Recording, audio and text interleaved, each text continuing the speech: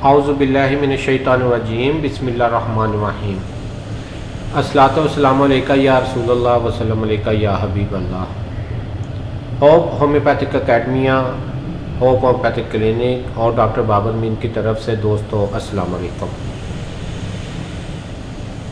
दोस्तों, जैसा कि आप जानते हैं कि होप होम्योपैथिक अकेडमिया की जानिब से मुसलसल आपके लिए नए से नए प्रोग्राम पेश किए जा रहे हैं। और जैसा कि आपको मालूम है कि अब सर्दियां आ चुकी हैं, सर्दियों का जो मौसम है वो शुरू हो चुका है और ये ऐसा मौसम है जिसमें बहुत सारे मसाइल जो हैं वो सामने आते हैं और आपके क्लिनिक के ऊपर बहुत सारे एमरजेंसी केसेस आते हैं, जिसमें फ्लू के, नज़ला ज़ुकाम के, नमूनिया के, चेस्ट इन्फेक्शन के और दीगर इस तरह के बहुत सारे अमराज इस सीज़न में जो है वो सामने आते हैं, जिनमें हमें बहुत तेज़ी के साथ बहुत जल्दी जो है वो रिज़ल्ट चाहिए होते हैं। तो इसी चीज़ को मद्देनज़र रखते हुए आज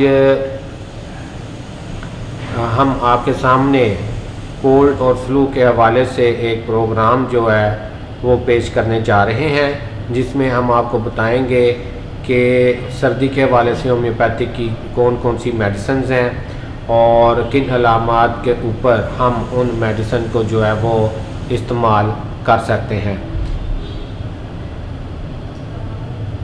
होप होम्योपैथिक अकेडमिया जो है वो मुसलसल आपके लिए ऐसे सिलसिले पेश कर रही है ताकि हम मिलजुल कर दुखी इंसानियत की खिदमत कर सकें और अल्लाह तबारक व तआला ने जो ज़िम्मेदारी हमारे ऊपर डाली है हम उसको फुलफ़िल कर सकें। हम अपने हिस्से का काम कर रहे हैं, आपने अपने हिस्से का काम करना है। तो आएँ चलें, सबसे पहले हम एक झलक देखते हैं कि सर्दियों के हवाले से कौन कौन सी होम्योपैथिक मेडिसिन्स हैं और किन किन अलामात पर हम उनको जो है इस्तेमाल कर सकते हैं। उसके बाद हमारा जो स्लोगन है कि 30 सेकंड के अंदर अंदर हम मरीज़ की अच्छी से अच्छी दुआ तक जो है वो पहुंच सकते हैं, उसके ऊपर भी हम बातचीत करेंगे। तो चलें हम अपनी गुफ्तगू का आगाज़ करते हैं।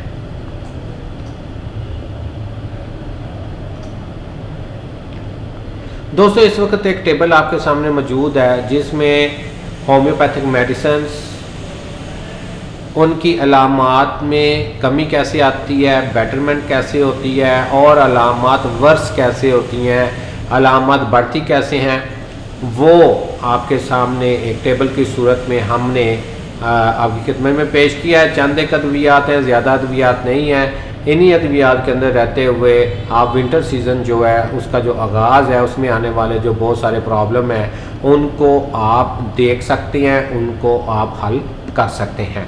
तो इसमें दोस्तों हमारे पास जो सबसे पहले मेडिसिन आती है एकोनाइट है। एकोनाइट की जो तकलीफ़ात हैं ओपन एयर में बेटर होती हैं और वार्म रूम में रात के वक्त उनमें इजाफा हो जाता है। अक्सर रेड इन्फ्लेम्ड आइज़ होती हैं, इसके अंदर कोरिज़ा होता है, स्वेलन टंग होती है, सोर थ्रॉट होता है और गले में खराश जो है वो पाई जाती है, क्रॉपिक कफ जो है वो इसमें पाई जाती है एकोनाइट के अंदर। और जब खुश्क सर्द मौसम हो उसमें कोई भी सर्दी लग जाने की वजह से आने वाली जो चेस्ट इन्फेक्शन है या नज़ला ज़ुकाम है उसके लिए एकोनाइट को बहुत बड़ी दवा माना जाता है और सर्दियों के आगाज़ में एकोनाइट के अक्सर पेशेंट आपके पास आते हैं। इसके बाद हमारे पास दूसरी मेडिसिन एलम-सीपा आ जाती है। इसमें इन ओपन एयर में बेटरमेंट होती है, कूल रूम में बेटरमेंट होती है, लेकिन रात के वक्त गर्म कमरे में इसमें इजाफा होता है। इसमें जो नाक से बहने वाला मवाद होता है वो जलनदार होता है, खराशदार होता है, जबकि आँखों से पानी जो है वो ब्लैंड होता है, यानी कि सादा पानी आँखों से निकल रहा होता है। ये एलम-सीपा की बहुत बड़ी जो है वो अलामत है। आंखें सुरख होती हैं और उसके साथ सर में दर्द हो रहा होता है। यानी हमारे पास एक पेशेंट आता है और उसकी आंखों से पानी आ रहा है, वो जलन वाला नहीं है, नाक से जो पानी बह रहा है वो जलन वाला खराश पैदा करता है। अक्सर ऊपर वाला होंठ जो है वहाँ पर जो है वो आप कह सकते हैं रैशेस बन जाती हैं नाक साफ कर कर के, वहाँ पर جلندار مواد لگنے کی وجہ سے وہ جگہ سرخ ہو جاتی ہے، تو اس میں آپ ایلم سیپا کو جو ہے وہ کبھی نہیں بھول سکتے۔ اس کے بعد ہمارے پاس ایک میڈیسن آتی ہے آرسینک آؤڈائے، اس میں اوپن ایئر اور کھانا کھانے کے بعد جو ہے وہ تکلیف میں کمی ہوتی ہے، لیکن ڈرائی ویدر میں اور ایگزرشن سے اس کی تکلیفات بڑھ جاتی ہیں، ہیکنگ کاف ہوتی ہے، تھنی واٹی ڈسچارج جو ہے وہ ناک سے نکلتا ہے۔ اس کے بعد دوستو بیلاڈونا آتی ہے، بیلاڈونا میں بیٹھنے سے، اٹھ کر بیٹھنے سے تکلیفات کم ہو جاتی ہیں، چھونے سے، شور سے، لیٹنے سے اس کی تکلیفات جو ہے وہ بڑھتی ہیں۔ اس کے بعد ہاٹ اینڈ فلشڈ اپیرنس، اس کا چہرہ جو ہے وہاں پر فلشڈ ہوگا، یعنی کہ سرخی مائل ہوگا، تمتماتا ہوا ہوگا، اور نیزل کوریزا جو ہے اس میں پایا جاتا ہے، ڈرائی کف پائی جاتی ہے جس کے ساتھ ٹکلنگ ہوتی ہے۔ اس کے بعد بیلاڈونا کے بعد ہمارے پاس ایک اور میڈیسن آ جاتی ہے برائیونیا، اس میں جو ریسٹ کولڈ ہے وہ اس میں پائی جاتی ہے، وارمتھ موشن سے اضافہ ہوتا ہے، جو ہے اس میں اضافہ ہو جاتا ہے، کمی کس سے ہوتی ہے؟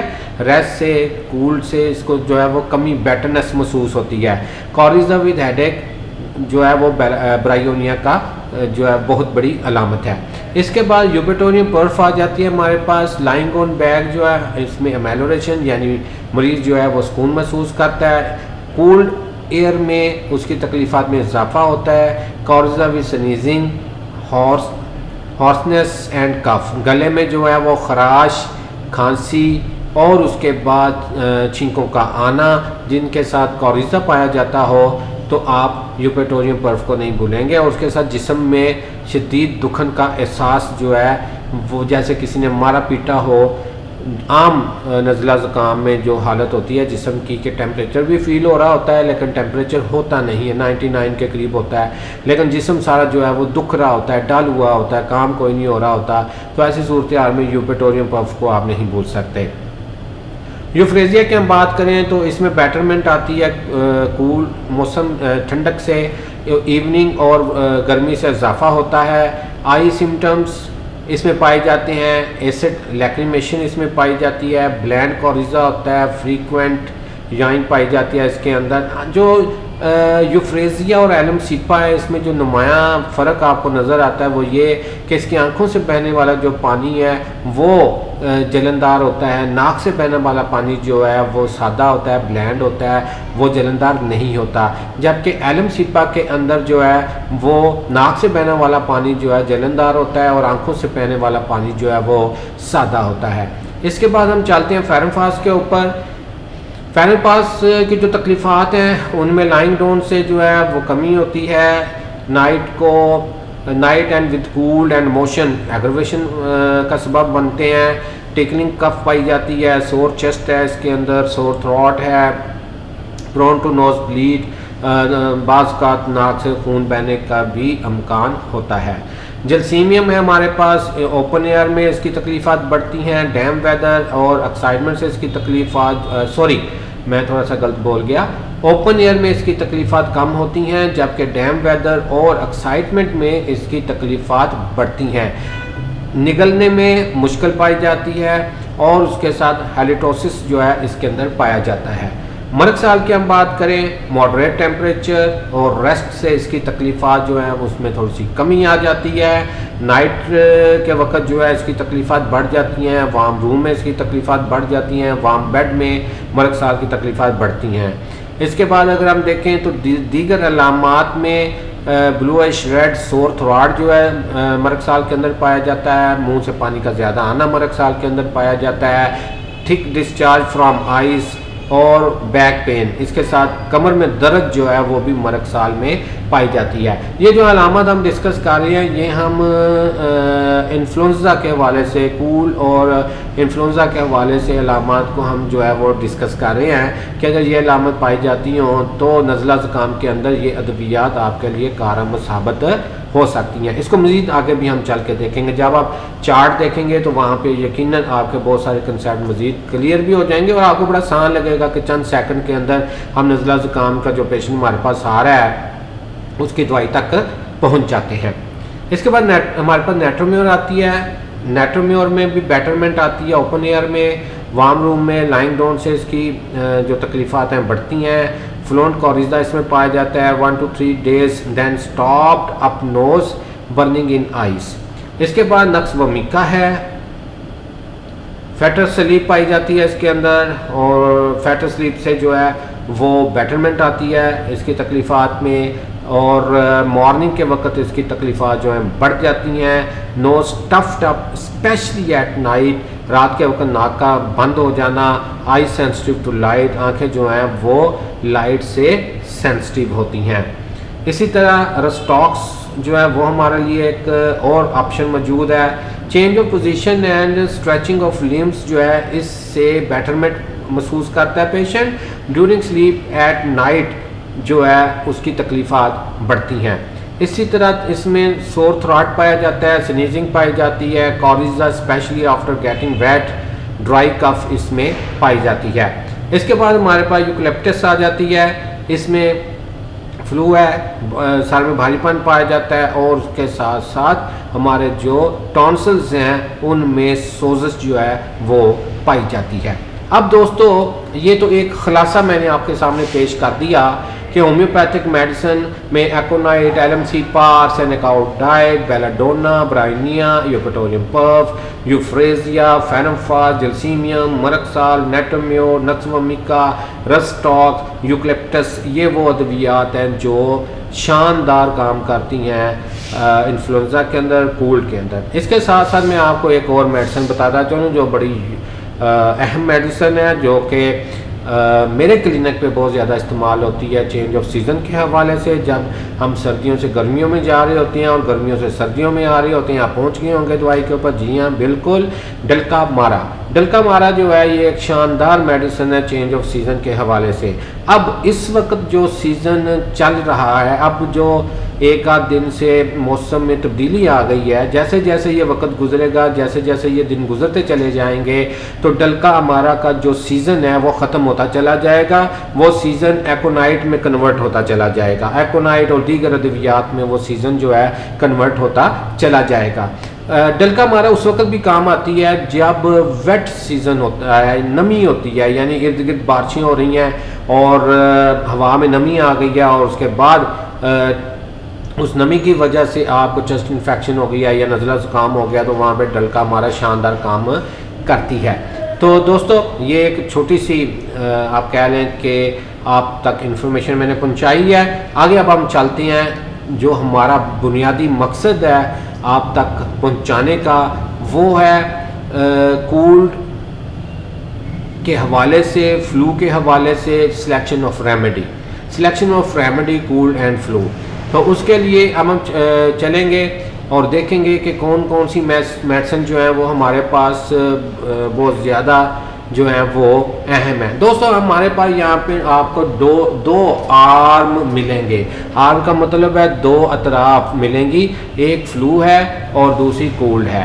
कि अगर फ्लू है तो आपने कौन कौन सी मेडिसिन देनी है, और कोल्ड है तो आपने ठंड लग गई है तो कौन सी मेडिसिन देनी है, इन्फ्लुएंजा है, नज़ला ज़ुकाम हो गया तो आपने कौन सी मेडिसिन देनी है, और किस ट्री को आपने फॉलो करना है। इन दोनों के ऊपर हम बात करेंगे। लेकिन जैसे ही आपके पास पहली सिम्टम आती है, फर्स्ट साइन आता है कोल्ड का या फ्लू का, तो उस वक्त जो शहनशाह मेडिसिन हमारे पास मौजूद है, जिसको आप फौरी तौर पर विदिन 24 आवर अगर पेशेंट आपके पास आ जाता है, यानी उसको सर्दी लगी और सर्दी लगने के 24 घंटे के अंदर अंदर पेशेंट आपके पास आ जाता है, तो उस वक्त जो दवाई सबसे बेहतर फ़ौरन रिजल्ट आपको देगी वो मेडिसिन है एकोनाइट। एकोनाइट जो है वो शानदार रिजल्ट आपको देगी, फौरी तौर पर जो सिम्टम है उनको अरेस्ट कर लेगी। लेकिन अगर पेशेंट 24 घंटों से लेट हो गया है तो फिर हमें दीगर मेडिसिन की तरफ जाना पड़ेगा। फिर हमें राइट और लेफ़्ट जो हमारे आर्म्स हैं जिनमें फ्लू है, कोल्ड है, उसकी तरफ जाना पड़ेगा, और हमें देखना पड़ेगा कि पेशेंट फ्लू का शिकार हो रहा है या कोल्ड का शिकार हो रहा है। तो इसमें हम सबसे पहले कोल्ड को देखते हैं कि कोल्ड में हमें क्या क्या ऑप्शन जो हैं वो नज़र आती हैं। अगर सर्दी लगी है, कोल्ड यानी सर्दी लगी है मरीज़ को, اور اس کے ساتھ ہم نے یہ دیکھنا ہے بخار ہے یا نہیں. اگر سردی لگی ہے, بخار جو ہے یہ آپ یس دیکھ رہے ہیں ایرو کے ساتھ, اگر بخار ہے تو ہم اس آرم کو جو ہے, اس گروپ آف میڈیسن کو جو ہے وہ فالو کریں گے, اور اگر فیور نہیں ہے تو پھر ہم اس گروپ آف میڈیسن کو فالو کریں گے.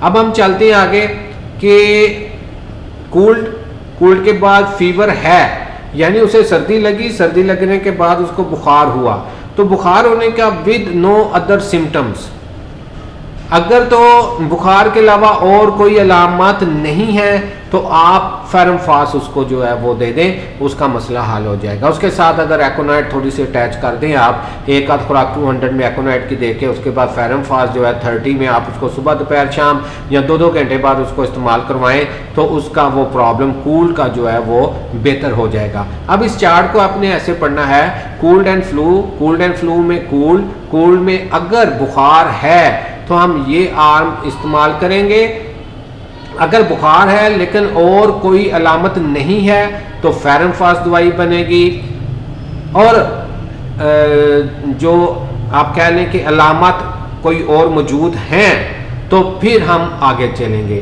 یعنی ود نو ادر سمٹم. اگر ہماری یہ کیوری, ہمارا یہ سوال کا جواب یس میں آتا ہے کہ ہاں اس کو اور کوئی علامت اور نہیں ہے تو آپ فیرم فاس دیں گے, اور اگر نو میں آنسر آتا ہے یعنی اس کے علاوہ اور علامات ہیں تو پھر ہم آگے چلیں گے. آگے ہمارے پاس سیکنڈ کیوری آتی ہے ود وائلنٹ پین, کہ اس کو فیور ہے اور اس کے ساتھ اس کو بخار کے ساتھ درد ہے, بہت زیادہ پین ہے.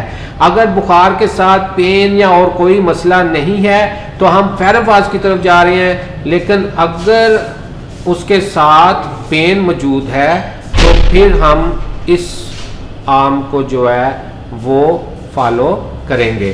اس میں ہمارے پاس اگر آپ کے پاس یس میں آنسر آتا ہے تو آپ یوپیٹوریم پف کی طرف جائیں گے, اور اگر نو میں آنسر آتا ہے تو پھر ہم جائیں گے ایک اور سمٹم کی طرف, اور وہ سمٹم ہمارا آ جائے گا ویری سڈن ہائی فیور, کہ اگر اس میں اچانک دردوں کے ساتھ بہت زیادہ تیز بخار جو ہے وہ بھی ساتھ شامل آ گیا ہے, وہ بھی ساتھ ہے, تو اس کے لیے آپ کے پاس بیلاڈونا آ رہی ہے, اور اگر تیز بخار نہیں ہے, دردیں ہیں, تو اس کے لیے آپ کے پاس جلسیمیم آ رہی ہے. اور خاص طور پہ جب پیشنٹ جو ہے وہ خاموشی سے لیٹا ہو, خاموشی سے لیٹنا پسند کرے, تو ایسی صورتحال میں ہمارے پاس یہ اچھی آپشن جو ہے وہ دوستو موجود ہوتی ہے. اس کے بعد اگر بخار جو ہے وہ نہیں ہے, اسٹریمنگ ہو رہی ہے, تو اس میں بھی ہمارے پاس جو ہے 2 آپشن ہے یس اور نو کے. اگر نو ہے تو ہم اس آرم کو فالو کریں گے, اگر یس ہے تو ہم اس آرم کو فالو کریں گے. اسٹریمنگ ہے, اگر اسٹریمنگ نہیں ہو رہی, ارلی سول تھروٹ ہے, یعنی کہ ابھی گلا جو ہے وہ شروع میں خراب ہوا ہے, تو ہم مرکسال کی طرف جائیں گے, اور اگر یہ سمٹم موجود نہیں ہے تو پھر ہم ایکونائٹ کی طرف جائیں گے. پھر ایکونائٹ جو ہے وہ آپ کے لیے ایک شاندار چوائس بنتی ہے. اگر اسٹریمنگ موجود ہے, رننگ نوز ہے یا نہیں, اس کو ہم نے دیکھنا ہے. اگر رننگ نوز جو ہے وہ نہیں ہے, واٹری آئی ہے, تو ہم بلینڈ کی صورت میں ایلم سیپا کی طرف جائیں گے, اور واٹری آئی برننگ کی صورت میں جیسے ہم پہلے ڈسکس کر چکے ہیں یوفریزیا کی طرف جائیں گے. اس کے بعد ہمارے پاس بہت زیادہ سنیزنگ اگر ہو رہی ہے, یعنی فیور نہیں ہے, اسٹریمنگ ہے, رننگ نوز ہے, اور اس کے ساتھ سنیزنگ بہت زیادہ نہیں ہے, تو آرسینک آئوڈائڈ کی طرف آپ جائیں گے. اور اگر سنیزنگ زیادہ ہے تو نیٹرومیور آپ کی چوائس بنے گی. اس کے بعد ہم آ جاتے ہیں اپنے دوسرے آرم کی طرف, فلو کی طرف. فلو میں بھی ہمارے پاس 2 آپشنس موجود ہیں. پہلی آپشن میں ہم جو ہے وہ انفلوزم اور بیسیلینم, ان کو ہم ملا کے دے سکتے ہیں آلٹرنیٹ کر کے, یہ ہمارے پاس انٹرکرنٹ ریمیڈی کے طور پہ کام کریں گی. اس کے بعد فلو ہے، فلو کے ساتھ اگر فیور آ رہا ہے تو پھر ہمارے پاس وہی سرکل آ جائے گا ود نو ادر سمٹمس، یہیں سے ہم آگے چلیں گے. اور اگر فیور جو ہے وہ نہیں ہے، ویک ڈروزینس فیل ہو رہی ہے تو ہم جرسیمیم کی طرف جائیں گے. اگر ویک اور ڈروزینس فیل نہیں ہو رہی، سویٹنگ ہے، دردیں ہیں بہت زیادہ اور اس کے ساتھ ٹھنڈک کا احساس جو ہے وہ پایا جا رہا ہے تو نکس ومیکا کی طرف جائیں گے. اسی طرح اگر سویٹنگ، ایچنگ، پینس اور ہارٹ سینسیشن ہے جو کہ ورس ہو جاتی ہے موومنٹ سے تو ہم برائیونیا کی طرف جائیں گے. اور اگر موومنٹ سے ورس نہیں ہوتی تو ہم رس ٹاکس کی طرف جائیں گے. تو یہ ساری میڈیسن کا چارٹ ایک آپ کی خدمت میں جو ہے وہ دے دیا گیا ہے، جس کو آپ استعمال کر کے بڑی آسانی کے ساتھ کولڈ اور فلو کے جو پیشنٹ ہیں انہیں چند سیکنڈ کے اندر انٹرٹین کر سکتے ہیں. اس کے ساتھ ایک اور ٹپ میں آپ کو دیتا چلوں کہ یوکلپٹس کیو جو ہے یہ ایک ایسی میڈیسن ہے کہ اگر نزلہ زکام کے سٹارٹ میں ہی اس کو آپ انہیل کرنے کے لیے دے دیں، چند ڈراپس اس کے جو ہیں کسی بھی ڈراپر میں ڈال کے دے دیں اور پیشنٹ کو کہیں کہ اس کو آپ نے تھوڑے تھوڑے وقفے بعد انہیل کرنا ہے، تو اس کے انہیل کرنے سے نزلہ زکام کی جو شدت ہے فوری طور پہ کم ہو جاتی ہے، فوری طور پہ وہ ارسٹ ہو جاتا ہے. تو دوستو بہت شکریہ آپ کا، آپ نے اتنا ٹائم دیا. یہ تھی آج کی ہماری ڈسکشن اور آج ہم نے آپ کو بتایا کہ فلو کو، کولڈ کو کس طرح آپ کلینیکلی چند سیکنڈ کے اندر کور اپ کر سکتے ہیں. امید ہے ہماری یہ کوشش آپ کو پسند آئے گی. انشاءاللہ تعالی پھر دوبارہ ملاقات ہوگی اس دعا کے ساتھ کہ اللہ تبارک و تعالی شعبہ طب کے ساتھ منسلک تمام دوستوں، خاص طور پہ ہوم ڈاکٹرز کے ہاتھ میں خصوصی شفا عنایت فرمائیں تاکہ ہم اس ذمہ داری کو بہترین طریقے سے پورا کر سکیں جو اللہ تعالیٰ نے ہمیں دی ہے. اپنے ارد گرد کے لوگوں کا، دوستوں کا خیال رکھیے گا. انشاءاللہ جلدی ملاقات ہوگی. اللہ حافظ.